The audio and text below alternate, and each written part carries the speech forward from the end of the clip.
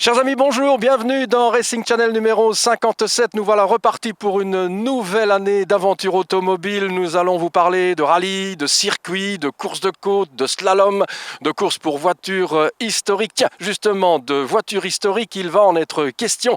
Puisque si je vous dis PYB 106, à quoi pensez-vous ?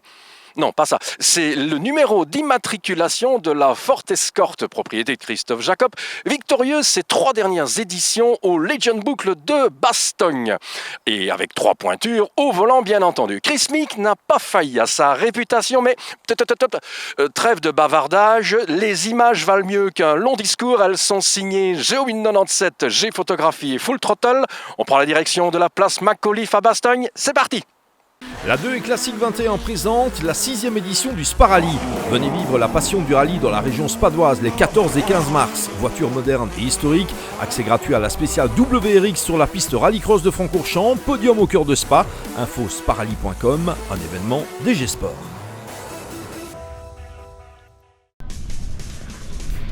Cette année encore, c'est un grand nom du sport automobile international qui décroche la palme. Chris Meek aura dominé l'épreuve, non sans avoir bataillé ferme avec l'outsider Fred Capras. Alors qu'ils occupaient la 2e et 3e place, Capras et Fernemont sont contraints à l'abandon dans la RT11 en raison d'une sortie de roue. Tout profit pour Cédric Cherin. Sans une faute de Meek, il n'avait aucune chance de prendre le lead à la régulière. Et Meek ayant été impérial tout au long de l'épreuve, il a aussi été aidé par la chance, puisqu'il rencontre des ennuis de boîte de vitesse et la RT où cela arrive est neutralisée. Cherin restera dès lors 2e. Fred Bouvy installe sa Porsche sur la plus petite marge de ce podium en Legend.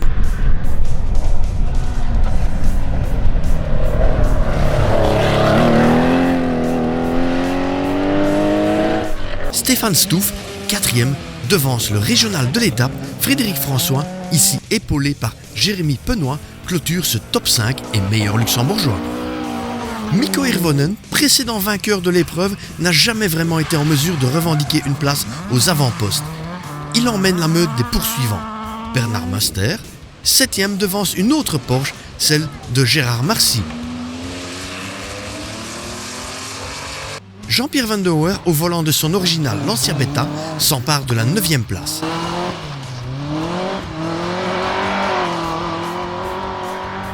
Gino Bux clôture ce top 10.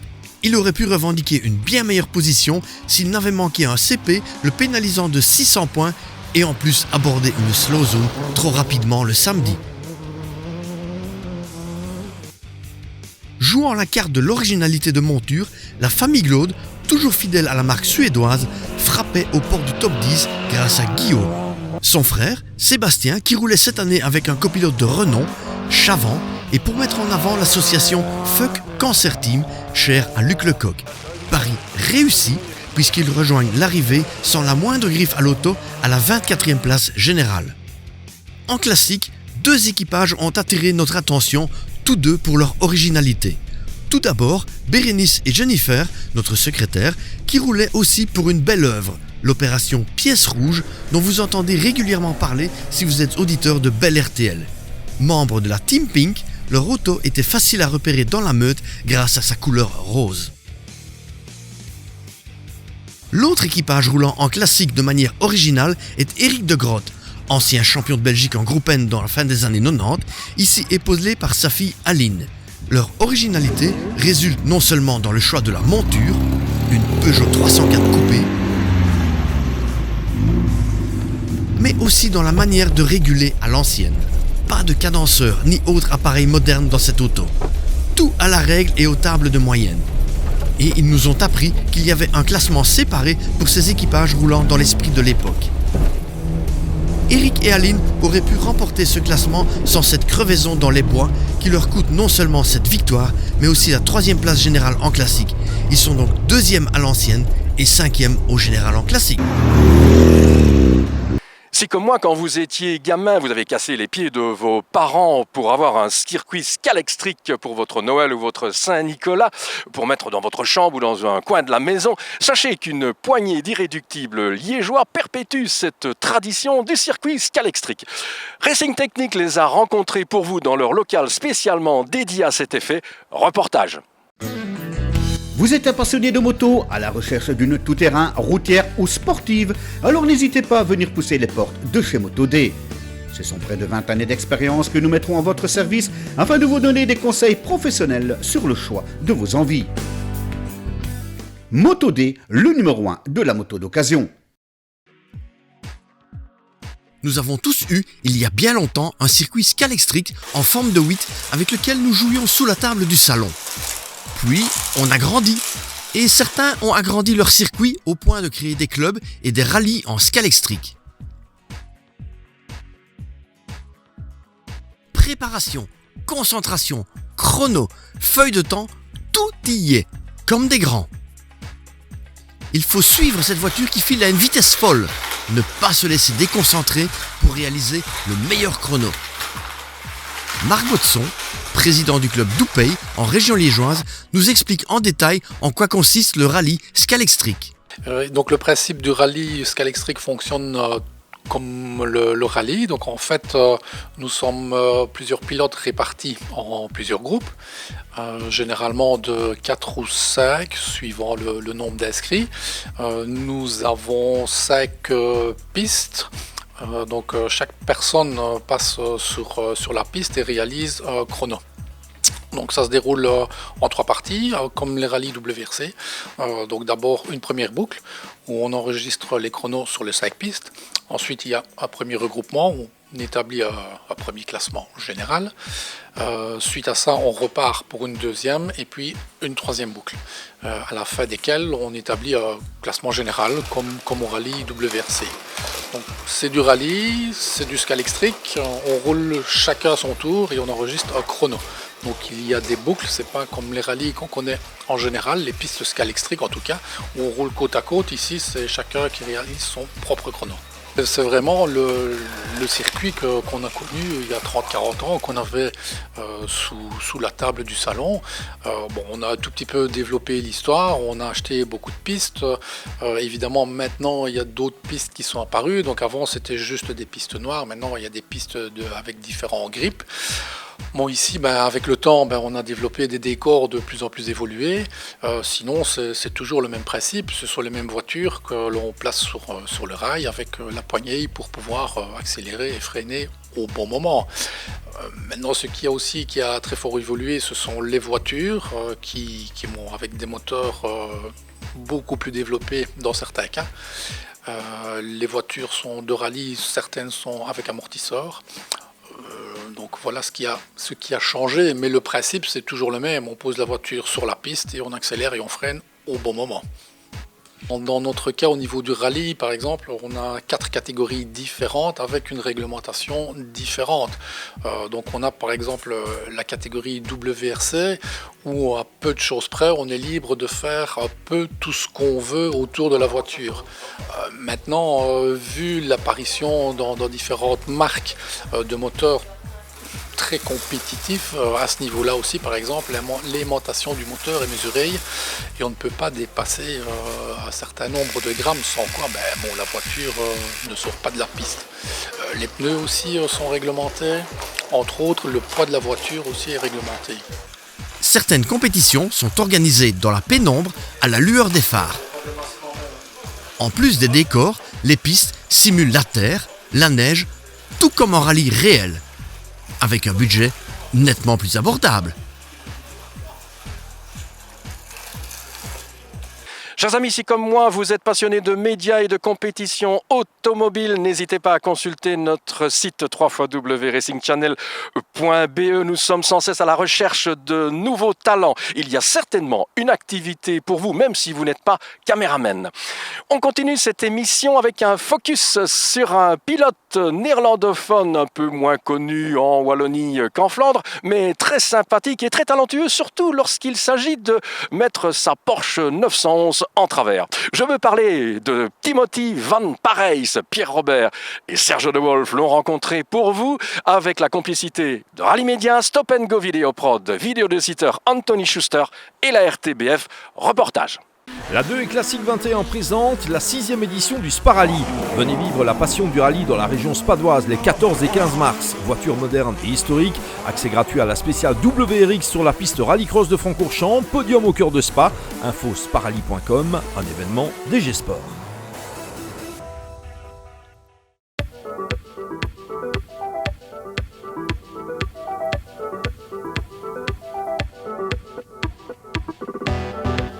Impressionnant aux commandes d'une propulsion, on le compare souvent au légendaire Marc Duet. Surnommé la Flèche Bleue par le public néerlandophone, voici le portrait d'une des figures les plus emblématiques de ces 2 dernières décennies en rallye automobile belge. Focus sur Timothy Van Parijs.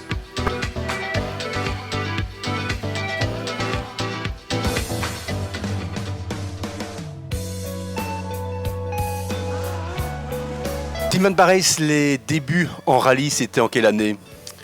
Moi, j'ai commencé en 97. En 97, j'ai commencé mon premier rallye avec une Saxo en rallye provincial. Et maintenant, pratiquement 20 ans de compétition. Avec combien de voitures différentes avez-vous roulé? Oh, il y en a beaucoup, je pense. On a commencé avec une Saxo. J'ai roulé avec Mitsubishi Evo 6 Group N, Evo 6 Group A. Après, j'ai commencé avec la Porsche. J'ai roulé à Fiat Punto S2000. J'ai roulé en Saxo Kit Car. J'ai de la chance que j'ai roulé avec une Corolla WRC, avec une Focus WRC 05. J'ai roulé en R5 Fiesta, R5 Skoda. Oui, un peu de tout. Et je crois aussi une Mercedes. Oui, ça c'est sûr, ça j'ai oublié. La Mercedes c'était énormément amusant au Legends Boucle de Spa et c'était la voiture c'était comme un animal, elle marche vraiment très bien, c'était lourd, la pluie c'était fort, les gens ils aiment ça et on a vraiment prend beaucoup de plaisir au Legends Boucle de Spa avec la Mercedes. Oui. J'ai fait le compte, vous avez piloté 11 voitures, 11 types de voitures différentes. C'est pas compliqué de passer, de changer d'une voiture à l'autre? Non, ça va aller. C'est pas vraiment compliqué parce que j'ai commencé avec une traction avant et j'ai roulé avec une traction arrière et j'ai roulé avec une 4x4. Au début, ça a duré quelques kilomètres ou un petit test et après ça va aller. Ça va rapidement, ça marche rapidement bien. Si vous devez faire un classement entre 4x4, traction avant ou propulsion, votre classement sur la première marche, c'est quoi? Moi, je dis comme toujours, je préfère la Porsche, c'est une propulsion. Mais il y a toutes les voitures que j'ai conduites, c'était vraiment amusant, c'était vraiment chouette. Mais je préfère la Porsche propulsion, oui. La Porsche, c'est pour la sensation de vitesse ou la glisse ou les deux? C'est les deux. Quand on roule avec la Porsche, on prend un peu aussi pour le classement et on roule aussi un peu pour le plaisir. C'est un peu pour tout. Pourquoi avoir choisi le rallye pour sport? Est-ce que vous n'avez pas, quand vous étiez jeune, pensé à d'autres sports ou des sports collectifs? Bon, on pense au foot, évidemment, quand on est un garçon. Ces sports-là ne vous ont pas tenté? Ben non. C'est mon père, il était travaillé sur les voitures et j'ai commencé quand je suis très jeune à travailler sur les voitures. Après j'ai parti de ma maison, j'ai commencé à travailler chez Frank Broeckart, aussi un pilote rallye et ça je prends la microbe là-bas et après je connais Steven Vergal, le copilote et l'oncle de Peter. Et la route c'est un peu par là, Steve Vergal, Peter, et ça a commencé.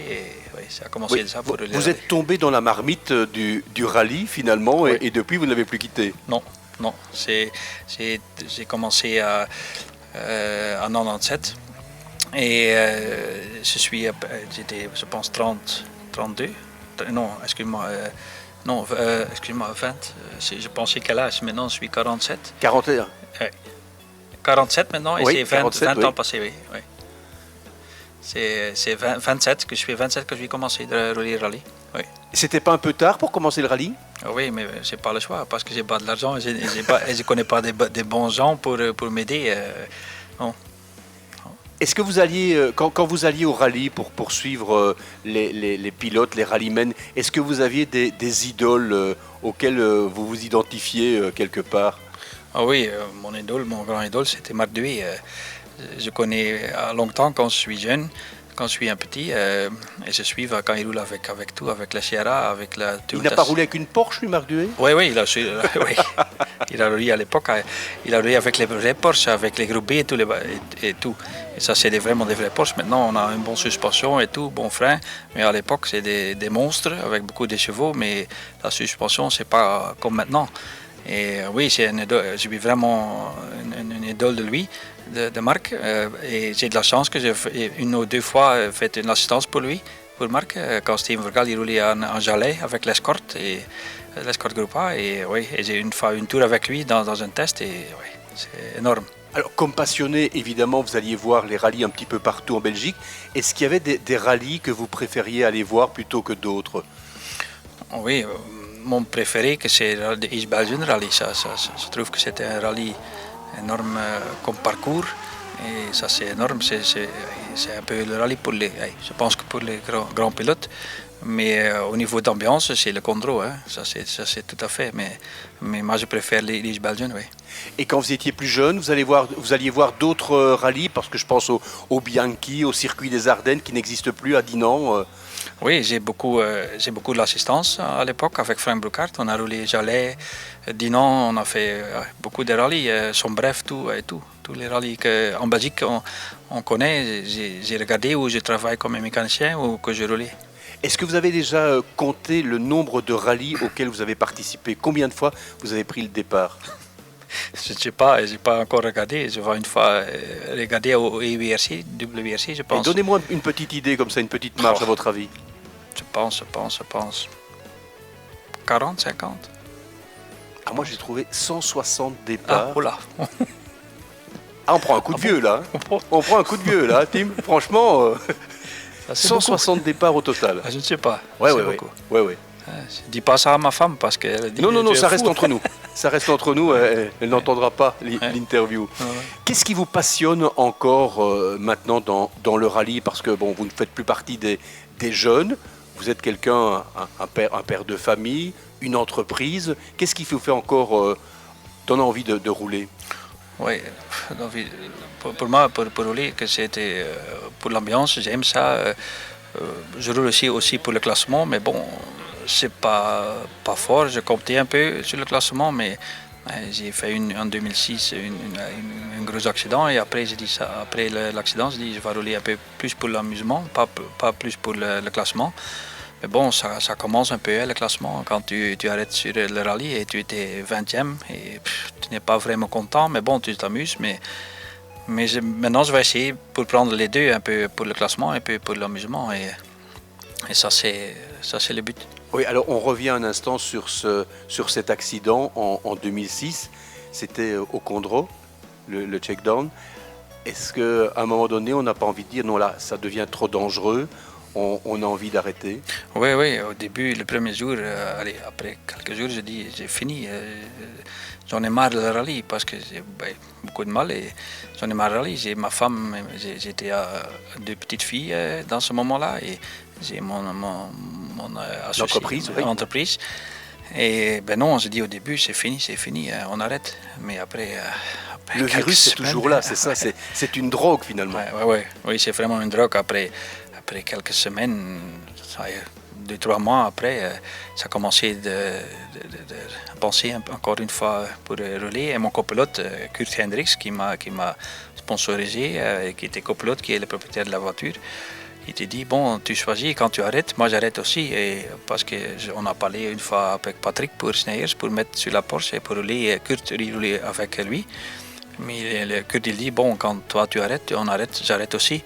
Mais pense une fois, encore une fois et encore une fois. Et bon, ça, on était recommencé. Donc finalement, vous avez un ménage à 3, vous avez votre épouse, et puis dans la voiture, vous vivez avec Kurt parce que c'est une j'ai presque envie de dire, une longue histoire d'amour avec lui, avec votre copilote. Oui, on a commencé en 2004, c'était 15 ans. On a roulé ensemble, comme tu dis, on a roulé plus de 100 rallyes, pas tous ensemble, mais presque beaucoup. On a beaucoup de jours dans la voiture ensemble, dans la reconnaissance et tout, dans le rallye. On était en étranger et tout, on a fait pendant beaucoup de temps ensemble. Et bon, c'était encore 15 ans qu'on a roulé ensemble. Je pense que c'était peu, lui a confiance de moi et moi j'ai confiance de lui. Et c'est ça. Alors, votre plus beau souvenir, Tim, votre plus belle victoire ou votre plus beau rallye, qu'est-ce que c'est?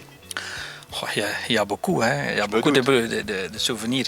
Mais au niveau sportif, moi je pensais que c'était mon premier rallye inter que j'ai gagné avec la Corolla WRC à Bocholt. Celle de Pieter qui normalement a roulé avec, mais Pieter n'est pas là. Et Steve Mergal dit bon, tu roules une fois avec la Corolla, mais tu prends Eddie Chevalier avec. Et on a gagné. Et ça, c'est une des meilleurs souvenirs. Mais bon, il y a quand même beaucoup de meilleurs souvenirs. Alors, 2020, l'année prochaine, Tim Van Parijs, qu'est-ce qu'il va faire? Qu'est-ce qu'il a comme projet? Qu'est-ce qu'il a comme ambition? Comme ambition, le projet, on va essayer de rouler quelques rallyes encore avec la Porsche. Mais il n'y a pas beaucoup. On a roulé 4 ou 5 rallyes cette année. Mais on va essayer le même programme que cette année avec la Porsche. Et aussi une ou deux fois avec un R5. Mais pour moi, c'est important que je prends beaucoup de plaisir et aussi un peu pour la prestation, pour le classement. Est-ce que vous êtes fixé une deadline pour se dire un jour, c'est à tel rallye, à tel moment que je vais arrêter ma passion pour le rallye? C'est difficile, hein? Comme tu dis, c'est une drogue. Mais je dis, quand l'année que je dis que j'arrête, je vais rouler une fois, la dernière fois, un championnat Belgique complet avec la Porsche. Et quand je fais ça, tu dis, ah, il a dit, maintenant c'est fini. Et je vais rouler encore une fois, une année avec la Porsche complète, championnat, et après j'arrête. Mais je ne sais pas quelle année est-ce que je vais faire ça. Et ce rallye-là, ce sera avec Kurt ou avec votre épouse? Non, Kurt. Ouais, Kurt. Vous avez promis aussi à votre épouse de vous arrêter à un moment donné, de dire, allez, maintenant j'ai 50 ans, j'arrête. Vous en avez déjà parlé? Oui. Mais 50 ans, c'est presque dans 2 ans. Mais c'est trop tôt. C'est trop tôt. C'est trop tôt. Non, on va encore. Je pensais qu'on va rouler, je sais pas, 5 ans, quelque chose, 5 années ou quelque chose, je sais pas. 4 ans, 5 ans, 3 ans, je sais pas. Tant que vous prenez du plaisir. Voilà.